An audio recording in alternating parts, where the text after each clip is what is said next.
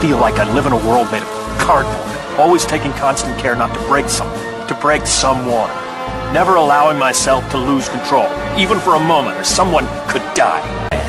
What we have here is a rare opportunity for me to cut loose and show you just how powerful I really am. A few moments later. Sorry guys, I can't pull the W, because, as it turns out, fire is hot. You are absolutely correct. Record of Ragnarok is a fighting manga that pits godly figures from various cultures against the most accomplished, the most mysterious, or the smartest human beings from humanity's shared history. Although the story does focus on these human characters, we aren't given every detail about their life, like their mother's name or when they sat their pants. Instead, the human characters are boiled down to their basic gist, given a pretty cool design, and given a backstory that explains the relevant nuances of their life, which also gives the fights themselves a level of depth. For example, Li Bu was a prolific Chinese general during the Eastern Han Dynasty. In Record of Ragnarok, Li Bu is a generic, strong-ass warlord, and he looks like this. In his backstory, it was explained that he was the strongest dude ever, and chose to be executed because he was bored, lamenting the fact that he had no one to challenge. This is definitely a far cry from Li Bu's real history. You can learn more about that in this video I made, please check it out. This depiction of Li Bu isn't inherently wrong, because it does capture the major thing that Li Bu is known for, which is his unparalleled skill in battle. You can still criticize this interpretation for being either uninspired or exaggerated, but you cannot criticize it for being wrong. However, there exists a case where a human character doesn't abide by the basic gist of their historical counterpart, and because of this error, the use of the historical figure is invalidated and should be replaced by an original character. Welcome to MozzarellaCustard, Manga Sometimes War. You have read the title of this video. What the writers have done to Raiden Tameemon is criminal. In this video, we will be going over this formula in reverse, starting with his backstory, then his design, and finally, the basic gist. Raiden Tameemon was a young boy who grew up in a loving home. However, even at an early age, his muscles were inhumanly potent, and when Raiden began to move at the age of 3, he accidentally shattered every single bone in his body. His parents were horrified, but nevertheless, Raiden was forced to bind all of his muscles to prevent them from going nuts. These binds were known as the 100 Seals. They prevented the growth of further muscle tissue and prevented them from damaging the bones. It seems to operate much like foot binding, except the binds are distributed throughout the entire body, especially in the joints, and do not come with any of the grotesque features like that of real body binding. However, even with the binds restricting his power, Raiden was far too strong for his own good. While play fighting, all of the kids were terrified of Raiden, deriding the poor boy as Deidarabuchi. From that moment forward, he understood the fragility of his surroundings, only utilizing the gift of strength for the good of the weak. This principle was later put to the test. In 1782, the worst famine in Japan's history was caused by a combination of cold weather, poor economic practice, and the eruption of 2 volcanoes. This tragedy would later be known as the Great Tenmei Famine. During this period, a 17-year-old Raiden Tameemon felt the suffering of his village, and decided to use his power for the good of the weak. Therefore, he bid his village farewell and traveled all the way to Edo. Raiden chose to use his power to become a sumo wrestler, in the hopes of sending money back to his village. Immediately, Raiden fell in love with sumo because, in this environment, it was acceptable for Raiden to utilize his power. However, during the peak of his skill, Raiden's power was such that it struck fear into the sumo world as a whole. So the irony here is that in order for Raiden to utilize his powers for the good of the weak, he had to crush the weaker Rikishi. So, Raiden sealed off much of his skill and his four most powerful techniques. But regardless, his record was such that Raiden Tameemon was considered the greatest Rikishi in history, even though he was never able to go all out. In Record of Ragnarok, this flashback is my absolute favorite. It is in fact number 1.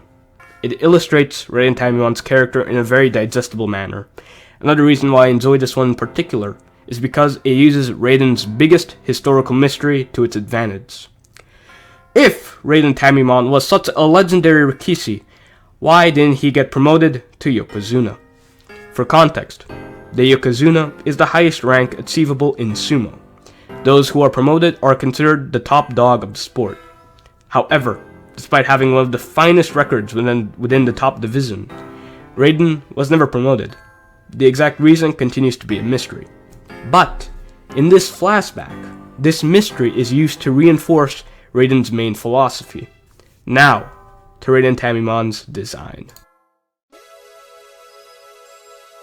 Sumo is a combat sport that doesn't possess weight divisions. Weight divisions are common in promotions like the UFC to ensure a level playing field between combatants and a level of both safety and integrity. However, since sumo doesn't possess this tradition, the Rikishi are allowed to become as large as possible. Even without weight divisions, the rules of sumo heavily favor the bigger opponent. If a Rikishi is pushed out of the ring, they lose. If any part of the Rikishi's body apart from the feet touch the ground, they lose. So, in essence, the sport of sumo favors the more immovable wrestler. Therefore, sumo wrestlers are forced to become as big as possible. But there are obvious exceptions, such as Inho Akira.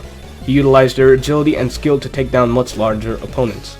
But Akira isn't that much of an exception because he also forces himself to become as large as possible, currently weighing 216 pounds. But back to Raiden Tameemon. In his general design, Raiden wears absolutely nothing besides a mawashi, or a standard-issue loincloth for sumo wrestlers. This also happens to be his Valkyrie power-up and the Voland of Trude. As for his build, it is not in line with the traditional physique of sumo wrestlers. However, based on Raiden's narrative, adopting such a physique would only serve to heighten his problems, making him even more of a dominant Rikishi than he already is. So, I say it is completely acceptable for Raiden to be depicted like this. Now, for the real crime. If Raiden Tameemon is to be used in any sort of media, one thing needs to stay consistent regardless of any liberties. Raiden Tameemon is a Rikishi. Raiden's depiction cannot deviate from this idea, and if there happens to be one, it would be a very nice idea to not include him in your story. This basic gist needs to be emphasized throughout Raiden's tenure in a story, and should be most visible when he finally gets to go all out, which happens to be his fight with Siva. During the start of the match, Raiden does take the initial charge position common in sumo, but Raiden disengages his form and instead performs a dropkick. This, however, isn't the crime I am referring to. This is in line with Raiden's character because he is still reluctant to use his full might. Also, his strikes are redundant because Raiden isn't using his Voland, so this part is not the issue. When Raiden does activate it, Raiden is given the ability to finally control his raging muscles without the restriction of the 100 shields. Due to this power-up, Raiden is even more reluctant than before to use his sumo because he is now a lot stronger. However, Siva forces Raiden to reconsider his opponent as an equal when he goes just dance mode on his ass and burns away a chunk of his body. With the match now favoring Siva, Raiden now rethinks this entire struggle. Finally, in his long-ass life, Raiden is given the rare opportunity to really fight, to use up everything in his disposal to take down his opponent. This is where the real crime begins. I have two very prominent issues with Raiden's sumo, or whatever you can even call it. The term tipo, spelled without a U in the English translation, is a pushing exercise that involves repeatedly striking an object with an open palm. This exercise helps the Rikishi internalize the motion of a palm strike. It should be stressed that this isn't a prominent technique or finishing move. It is simply an exercise akin to boxing a punching bag. So, the Yatagarasu, or Raiden's self-proclaimed highest form of Tipo, is completely made up. The correct term for this palm strike in particular is Harite, which is simply a palm strike to the face. So, the Yatagarasu is in fact the highest form of Harite, not Tipo. During his flashback, it is stated that Raiden Tameemon sealed away his forbidden four, his four most powerful techniques.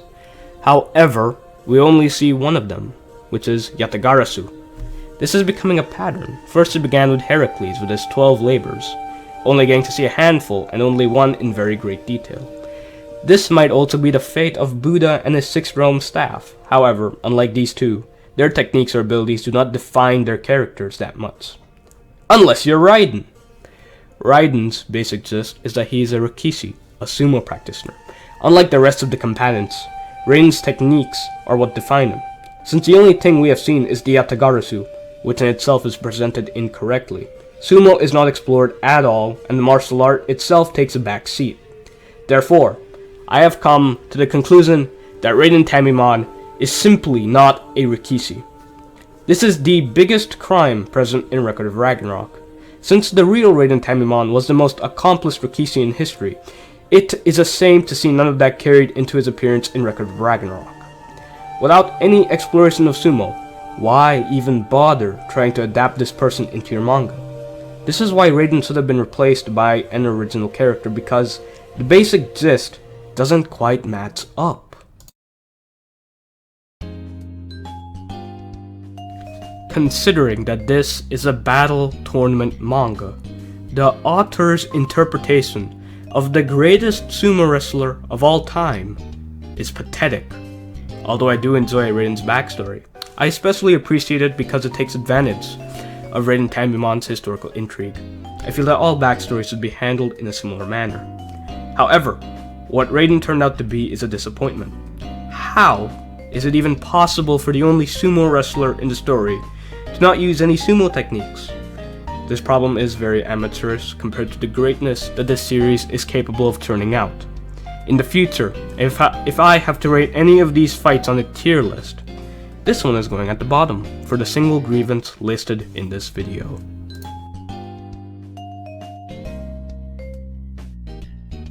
Hi, it's a cyborg whale named after Italian cheese and a dessert item.